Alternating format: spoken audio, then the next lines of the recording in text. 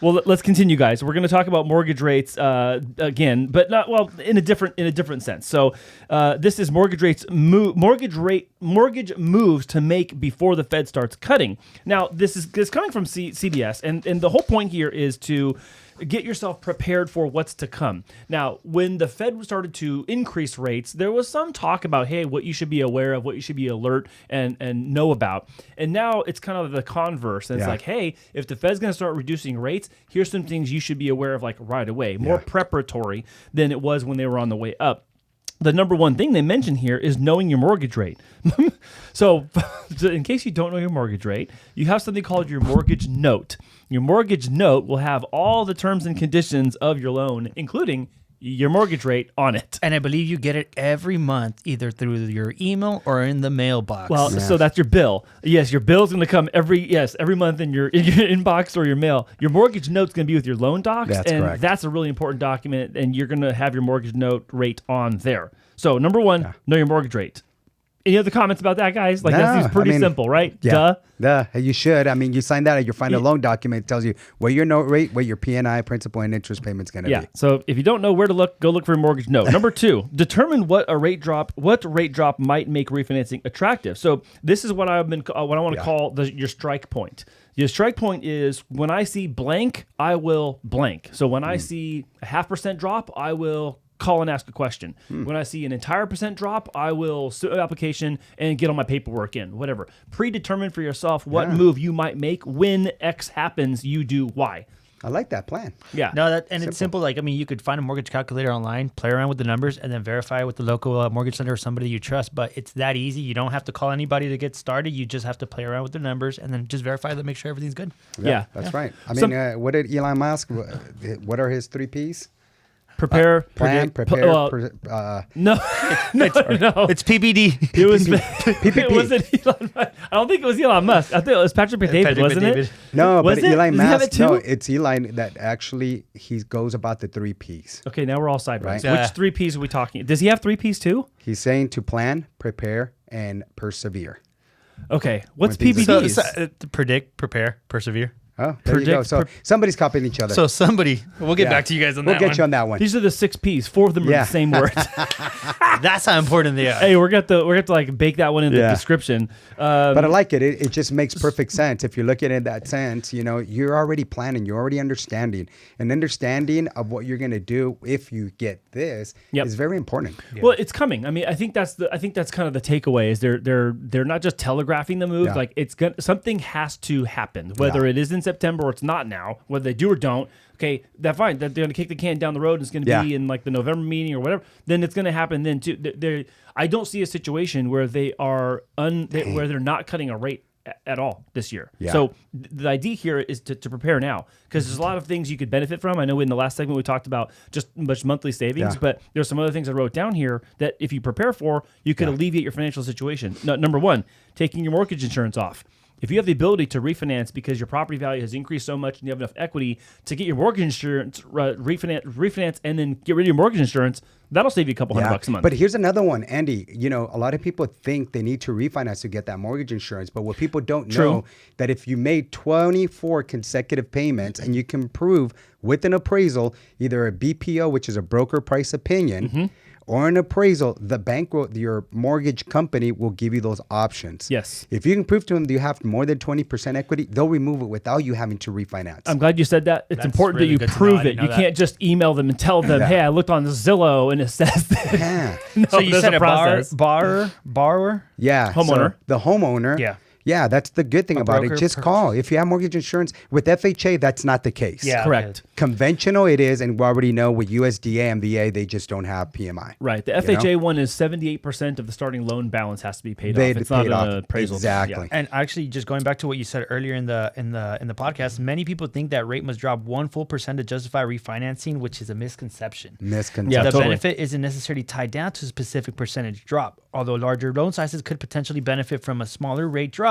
while smaller loan sizes would need a larger rate drop. But it's not like, hey, half a percentage of mine I do. Run the numbers. Exactly. And here's what's cool about it. With VA, you have this protection. You have a recoup period, right? If you can't recuperate your closing costs within 36 months, the VA will not allow you to even touch that thing. Yeah. So it's got to make sense. Yeah. You know, I remember before some lenders, they refinance even with a quarter. Hey, they're saving $80 and it worked. Yeah. You know, but that was what people wanted to save, right? Yeah. Yeah. So, but now Doesn't those make numbers sense. are just non-existent, not here in California. Those are the things I love about the VA loan, though, is because it has these safeguards in place for the Exactly. homeowner. That's one of them, the recoup period, where whatever the cost is of doing your refinance, you must recuperate by virtue of savings in the first 36 months, and your monthly payment has to reduce by 5% or more. Exactly. So that I love that because it helps prevent some unscrupulous lending and marketing practices Correct. that might just yank someone into a refi to just make money for the bank or lender and then not benefit Yeah. the homeowner at all. Yeah. I'm really happy about Yeah. that. Real quick before we go to the next part of this article is I also wrote down here preparing to pay off debts and preparing to stash cash. I've heard both of you guys talk about this, where people are paying off consumer debts that they accumulated, whether it's by their own hand or situations they had to pay for things they weren't expecting, unexpected costs of their life, and then just saving some money for a rainy day. As part of that cash out, we're going to do this all right now, then I might as well also do this. I'm going to sit on 50 grand, 60 grand, and just let that ride. So I mean, hey, I'm laughing right now because we're the worst country to save. I Get know. worse. It's evidenced by the deals that are Yeah. coming in. That's just the way it is. Yeah. And I know that the behavior is behind that. Yeah. But also, I'm not going to just say it's the behavior, guys. That's not really fair. I'm sorry. That's not fair to our borrowers. Yeah, It's- be fair. It's also conditions. Like there's certain things that happen that you cannot prepare for. Correct. Too, yeah. And, and I'm going to say this, not to like point a finger at the insurance industry, but there's broadly a lot of things that insurance isn't going to yeah. cover right now. And they're not going to give you the $20,000 in your policy that you think you're going to get to repair the damage for over here. And it's not going to happen. Yeah. So I know very personally of a situation where it was $14,000 out of pocket to fix expenses because there was an insurance rider that specifically excluded a particular type of damage in the property. Dang, that's crazy. That's So a there's 14 tedious- grand right there. Now, if you don't have that 14 grand, what are you going to do? Oh, yeah, no, absolutely. And that's the thing that, one of the issues that some people are like, oh, I'm never going to refinance. But if you're in the situation where that's your only option, like that's your golden ticket to get out of whatever obstacle you're in. I mean, here's the thing, guys. You're sending all this equity. It's great to have it in there. But then you look at your bank account, there's nothing there. What's the meaning of it?